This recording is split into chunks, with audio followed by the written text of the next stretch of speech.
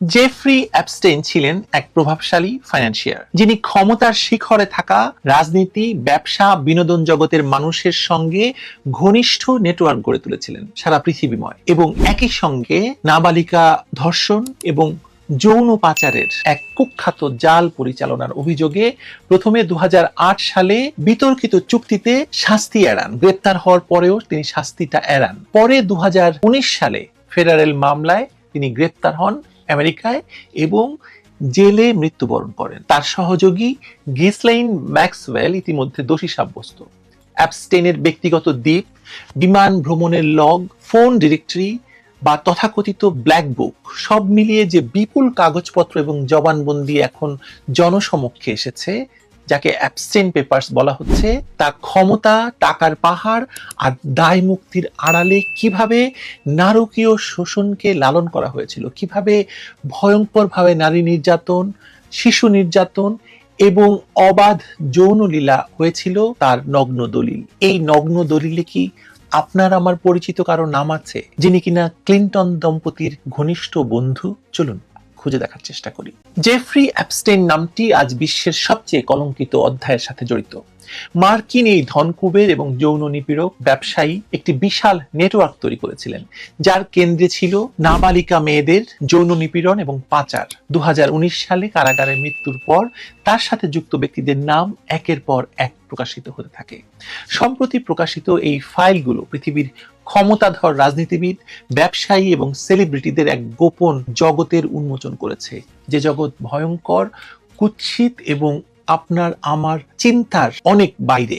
এই কলঙ্কিত তালিকায় এখন বাংলাদেশে অবৈধভাবে ক্ষমতা দখলকারী ডক্টর মোহাম্মদ ইউনূসের নাম নিয়েও প্রশ্ন উঠছে, যা বাংলাদেশের রাজনৈতিক পরিস্থিতিতে নতুন মাত্রা যোগ করতে যাচ্ছে বলে আমার মনে হচ্ছে। অ্যাপস্টেইনের কুখ্যাত দ্বীপ লিটল সেন্ট জেমস ছিল মূলত একটি পৈশাচিক রাজ্য, যেখানে বিশ্বের প্রভাবশালীরা তাদের বিকৃত কামনা চরিতার্থ করতেন। এই দ্বীপে নিয়মিত যাতায়াত করতেন সাবেক মার্কিন প্রেসিডেন্ট বিল ক্লিন্টন, বর্তমান প্রেসিডেন্ট ডোনাল্ড ট্রাম্প, ব্রিটিশ রাজকুমার অ্যান্ড্রু, মাইক্রোসফটের প্রতিষ্ঠাতা বিল গেটসের মতো ব্যক্তিত্বরা। এই সবকিছু ছিল একটি সুপরিকল্পিত ব্ল্যাকমেইল অপারেশনের অংশ, যেখানে ক্ষমতাবানদের দুর্বল মুহূর্তের ভিডিও করে তাদের নিয়ন্ত্রণে রাখা হতো।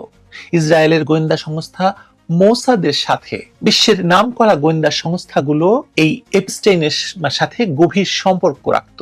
এই অপারেশনকে আন্তর্জাতিক রাজনীতির অন্ধকার দিক হিসেবে আমরা দেখতে পারি। লিটল সেন্ট জেমস নামের এই দ্বীপটি ছিল মূলত এক ভয়ঙ্কর ফাঁদ, যেখানে নাবালিকা মেয়েদের সাপ্লাই দেওয়া হতো এবং বিশ্বের সবচেয়ে প্রভাবশালী ব্যক্তিদের সেই বিকৃত কামনার সুযোগ করে দিয়ে ভিডিও ধারণ করে রাখা হতো। এটি কোনো সাধারণ বিনোদন ছিল না, বরং এটি ছিল বিশ্ব রাজনীতিকে নিয়ন্ত্রণ করার একটি মোক্ষম অস্ত্র।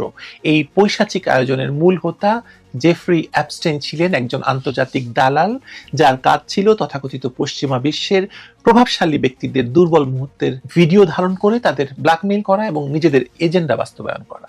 এই নথিপত্রে বিশ্বের বাঘা বাঘা রাজনীতিবিদ, বিজ্ঞানী এবং সমাজপতিদের নাম উঠে এসেছে। বিল গেটসের মতো ব্যক্তিত্ব, যাকে বিশ্বের মানুষ ফিলান্থ্রপিস্ট বা আইকন ব্যবসায়ী হিসেবে জানে, তার নামও এই কদর্য তালিকায় যুক্ত। মেলিন্ডা গেটসের সাথে তার বিবাহ বিচ্ছেদের পেছনে অ্যাপস্টেইনের সাথে তার সম্পর্কের বিষয়টি আজ আর কেবল গুঞ্জন নয়। প্রেসিডেন্ট জর্জ বুশ থেকে শুরু করে প্রেসিডেন্ট ডোনাল্ড ট্রাম্প, এমনকি বিল ক্লিন্টনের মতো সাবেক প্রেসিডেন্টদের নামও এই কেলেঙ্কারির সাথে ওতপ্রোতভাবে জড়িয়ে আছে।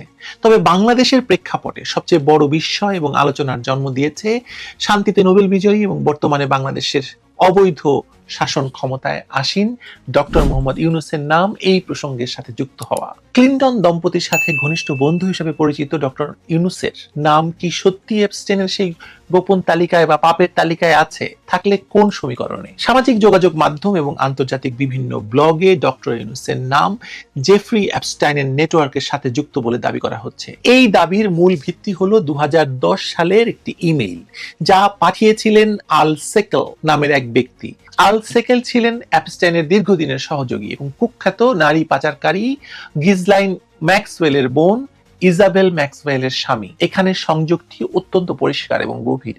ইজাবেল ম্যাক্সওয়েল দীর্ঘদিন ডক্টর ইউনূসের প্রতিষ্ঠান গ্রামীণ আমেরিকার সিনিয়র অ্যাডভাইজার হিসেবে কাজ করেছেন। 2010 সালের 27 সেপ্টেম্বরের সেই ইমেইলে আল সেকেল দাবি করেন যে তিনি এবং তার স্ত্রী ইজাবেল ডক্টর ইউনূসকে বিখ্যাত কার্টুন সিরিজ দ্য সিম্পসনসের স্রষ্টা ম্যাট গ্রোনিং এর সঙ্গে পরিচয় করিয়ে দিয়েছিলেন। এই পরিচয় সূত্র ধরেই ডক্টর ইউনূস দ্য সিম্পসনের একটি পর্বে অতিথি চরিত্র হিসেবে উপস্থিত হন। ইমেইলে ডক্টর ইউনূসকে আমাদের খুব ভালো বন্ধু বা আওয়ার গুড ফ্রেন্ড হিসেবে উল্লেখ করা হয়েছে। অর্থাৎ অ্যাবস্টেইন সিন্ডিকেটের অন্যতম মূল হোতা গিজলাইন ম্যাক্সওয়েলের পরিবারের সাথে ডক্টর ইউনূসের কেবল পেশাদার সম্পর্ক ছিল না, বরং একটি পারিবারিক এবং বন্ধুত্বপূর্ণ সম্পর্ক বিদ্যমান ছিল। এখন প্রশ্ন হলো, ডক্টর ইউনূস কি অ্যাবস্টেইনের সেই দ্বীপে গিয়েছেন, বা তিনি কি সরাসরি কোনো অনৈতিক কর্মকাণ্ডে যুক্ত ছিলেন? এখনো পর্যন্ত অবমুক্ত করা আদালতের নথিপত্রে ডক্টর ইউনূসকে সরাসরি কোনো যৌন নির্যাতন বা অপরাধের সঙ্গে যুক্ত করে উল্লেখ করা হয়নি। কিন্তু আন্তর্জাতিক রাজনীতির বিশ্লেষণে গিলটি বাই অ্যাসোসিয়েশনস বা সঙ্গ দোষের বিষয়টি অত্যন্ত গুরুত্বপূর্ণ। ডক্টর ইউনূস ক্লিন্টন ফাউন্ডেশন এবং ক্লিন্টন দম্পতির অত্যন্ত ঘনিষ্ঠ। আর বিল ক্লিন্টন যে অ্যাবস্টেইনের প্রাইভেট জেট বহুবার ব্যবহার করেছেন এবং সেই দ্বীপে গিয়েছেন তা এখন প্রমাণিত সত্য।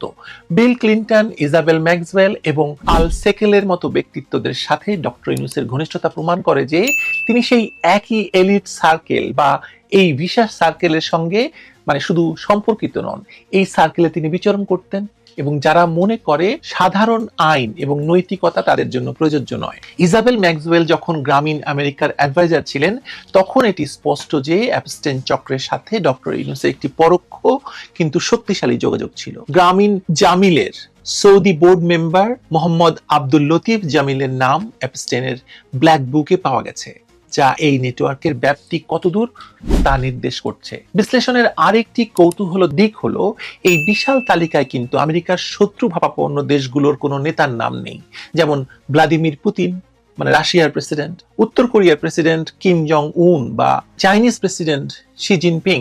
এদের কারো নাম কিন্তু অ্যাবস্টেইনের লগবুকে পাওয়া যায়নি। এমনকি ভেনেজুয়েলার প্রেসিডেন্ট, তার নামও কিন্তু, যাকে ধরে আনা হলো, ভেনেজুয়েলা থেকে উঠিয়ে আনা হলো, তার নামও পর্যন্ত এই সব লগবুকে নেই। এটি প্রমাণ করে যে এই ফাঁদটি তৈরি করা হয়েছিল মূলত পশ্চিমা বিশ্ব বা ফ্রি ওয়ার্ল্ড, তথাকথিত গণতান্ত্রিক শক্তিধর দেশগুলোর নেতাদের নিয়ন্ত্রণ করার জন্য। যারা আমেরিকার মিত্র বা পশ্চিমা রাজনীতির সাথে জড়িত তাদেরকেই এই জালে জড়ানো হয়েছে।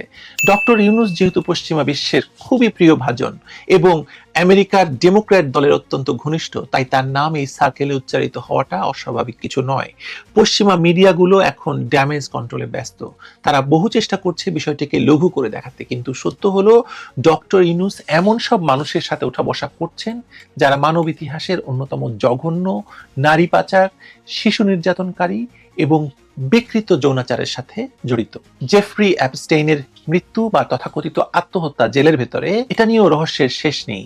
যে লোকটির কাছে বিশ্বের রথী মহারথীদের ধ্বংস করার মতো তথ্য প্রমাণ আছে, তাকে কি এত সহজে মরতে দেওয়া হবে, নাকি তাকে সরিয়ে দেওয়া হয়েছে? এই প্রশ্নগুলো যখন ঘুরপাক খাচ্ছে তখন ডক্টর ইউনূসের মতো গ্লোবাল আইকনের নাম এই নোংরা পঙ্কিল আবর্তে উঠে আসা তার ভাবমূর্তির জন্য নিঃসন্দেহে বিশাল এক আঘাত। যদিও আইনি ভাষায় তিনি এখনো অভিযুক্ত নন, কিন্তু নৈতিকতার জায়গা থেকে প্রশ্ন আপনাকে তুলতেই হবে। প্রশ্ন ওঠাটা স্বাভাবিক। একজন নোবেল বিজয়ী ব্যক্তি যিনি দারিদ্র বিমোচনের কথা বলেন, তিনি দরিদ্রের ব্যাংকার হিসেবে নিজেকে পরিচয় দেন, শান্তির দূত হিসেবে নিজেকে পরিচয় দেন, তিনি কিভাবে এমন মানুষদের খুব ভালো বন্ধু হতে পারেন যারা শিশুদের নির্যাতন করে, শিশুদের পণ্য হিসেবে ব্যবহার করে এবং শিশু নির্যাতন করে সেই সব ভিডিও ধারণ করে এবং বিকৃত যৌনাচারে লিপ্ত থাকে?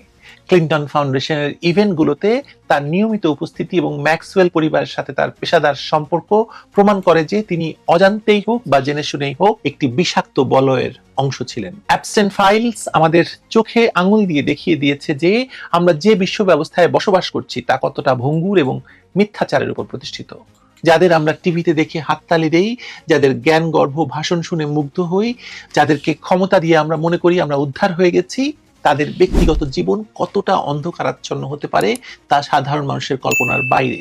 ডক্টর ইউনূস হয়তো সরাসরি কোনো অপরাধে যুক্ত ছিলেন না, এখনো পর্যন্ত সে প্রমাণটা পায়নি, এমনটা তর্কের খাতিরে ধরে নেওয়া যেতে পারে, কিন্তু তার বন্ধুরা, তার উপদেষ্টারা এবং তার পৃষ্ঠপোষকরা যে এই জঘন্য অপরাধের সঙ্গে জড়িত তা আজ দিবালোকের মতো স্পষ্ট। সঙ্গত কারণে প্রশ্ন জাগে, এই বৈশ্বিক মাফিয়া চক্রের সাথে সখ্যতা বজায় রেখে তিনি কি তার নৈতিক অবস্থান ধরে রাখতে পেরেছেন, নাকি তিনিও এই বিশাল ভয়ঙ্কর চক্রের সঙ্গে যুক্ত, তাকে ব্যবহার করা হয়েছে পশ্চিমা স্বার্থ হাসিলের জন্য? এই প্রশ্নের উত্তর হয়তো এখনই মিলবে না, তবে ইতিহাসের পাতায় এই কলঙ্কিত অধ্যায়ের সাথে তার নাম যে কোনো না কোনো ভাবে জড়িয়ে আছে তা অস্বীকার করার কোনো কারণ নেই। আমার মনে হয় এটা নিয়ে আরো জল ঘোলা হবে এবং আবারও আপনাদের সামনে এটা নিয়ে কথা বলবো আমরা কোনো এক সময়।